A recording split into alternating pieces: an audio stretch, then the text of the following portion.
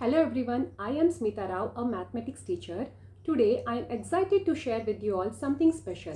I am a BE graduate. I have 3 years of experience as a robotics teacher for K-12 students, and also I am a certified math tutor.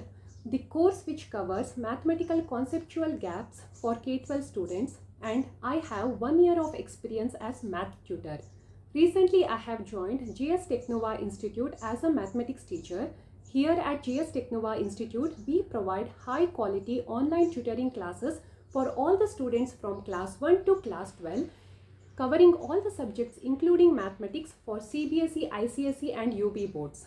The best part here is that the students get the benefit of one-on-one mentoring, and also we have small group of sessions of maximum 5 students so that every student is given personal attention.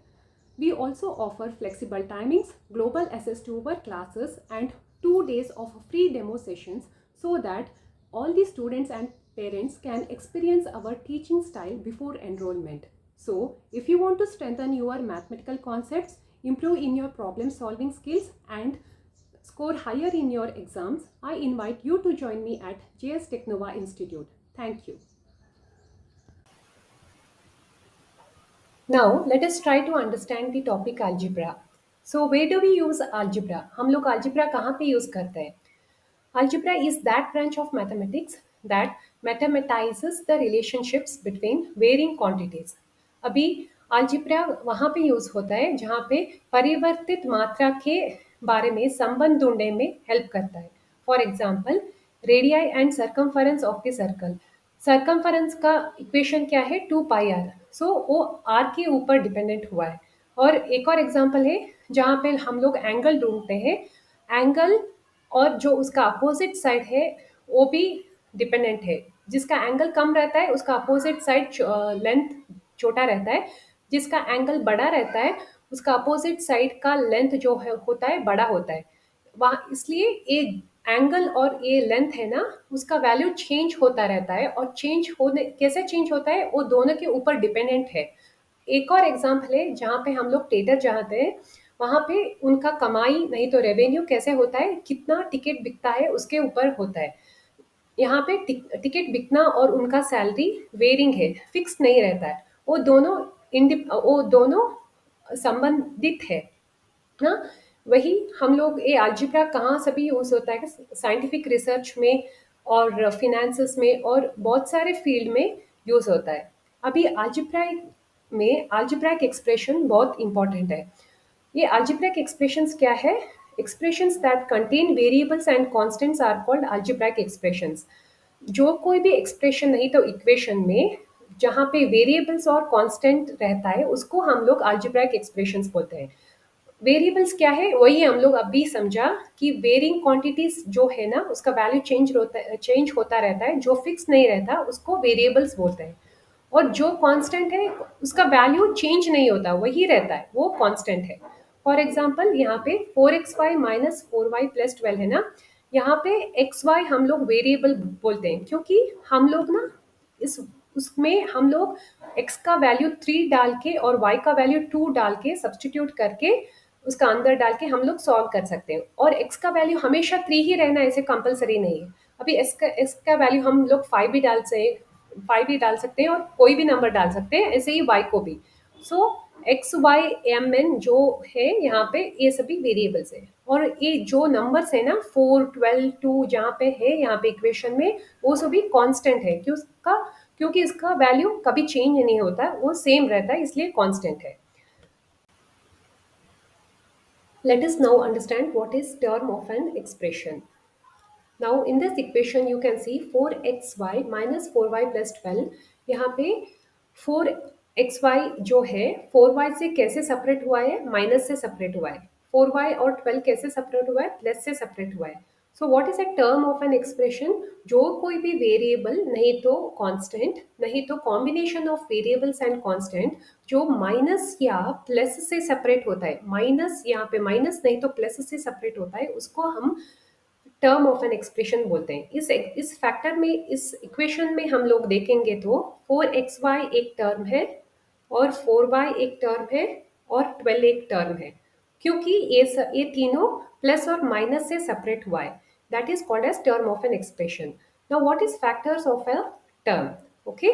Now अभी हम लोग देखेंगे कोई भी variable नहीं तो number जो multiplication और डिवीजन से जुड़ता है, संबंधित हुआ है, उसको हम लोग फैक्टर्स ऑफ अ टर्म बोलते हैं. अभी 4xy हमको पता है कि वो एक फैक्टर है. इसका सॉरी वो एक टर्म है. इसका फैक्टर्स क्या है? 4 एक फैक्टर है, x एक फैक्टर है, y एक फैक्टर है. समझ में आया सबको? क्योंकि वो मल्टीप्लिकेशन या डिवीजन से जुड़ा हुआ है. 4xy हम लोग कैसे रखते हैं?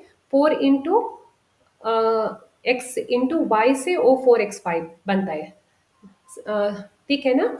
इसलिए जो वैल्यू और जो वेरिएबल और कांस्टेंट जो है एक टर्म में, उसको हम लोग क्या बोलते हैं? फैक्टर बोलते हैं. अभी 4 एक फैक्टर है, x एक फैक्टर है और y एक फैक्टर है. Okay. Now what is numerical coefficients? जो कोई भी टर्म हो, अभी 4xy एक टर्म है, उसका जो नंबर पार्ट है ना, न्यूमेरिकल पार्ट है ना, उसको हम लोग न्यूमेरिकल कोएफिशिएंट बोलते हैं. अभी 4xy में नंबर पार्ट क्या है? 4 है. इसलिए ये एक न्यूमेरिकल कोएफिशिएंट बनता है. पर 12, ये 12 जो है ना, इसको हम लोग न्यूमेरिकल कोएफिशिएंट नहीं बोल सकते. ये कांस्टेंट है क्योंकि इसके ये है ना, वेरिएबल से नहीं जुड़ा है. पर 4xy है ना, एक्स एंड वाई से वेरिएबल से जुड़ा है. कैसे जुड़ा है? मल्टीप्लाई करके जुड़ा है. इसलिए जो नंबर पार्ट रहता है ना वेरिएबल के साथ, वो ही न्यूमेरिकल कोएफिशिएंट बन सकता है. पर कौन ये जो वैल्यू है ना 12, ये न्यूमेरिकल कोएफिशिएंट नहीं है. अभी नेक्स्ट सीखते हैं like terms and unlike terms. ये वेरी इंपॉर्टेंट है प्रॉब्लम सॉल्व करने के लिए.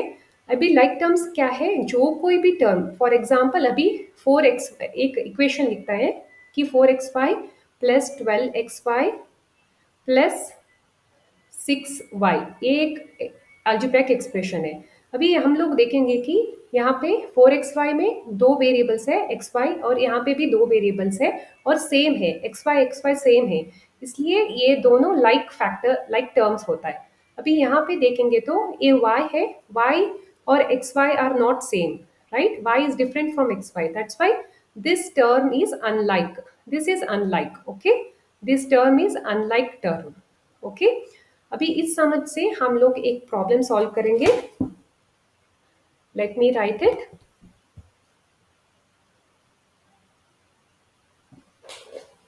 Okay. Now let me right the algebraic expression so that we can solve it. 1 minute. Okay. 2a square, 2a square plus ab and plus 3 minus of minus ab. Okay. Now this is an algebraic expression and we have to solve it. Now always we have to follow Boltzmann's method. That is, we have to open the bracket first. Okay. So this 2a square, it becomes 2a square plus 2 into ab will be 2ab plus 3 and minus of minus, it will become plus, and this is AB. So if we rearrange, we will get 2a square plus 2ab plus ab is 3ab plus 3. So this is the final equation.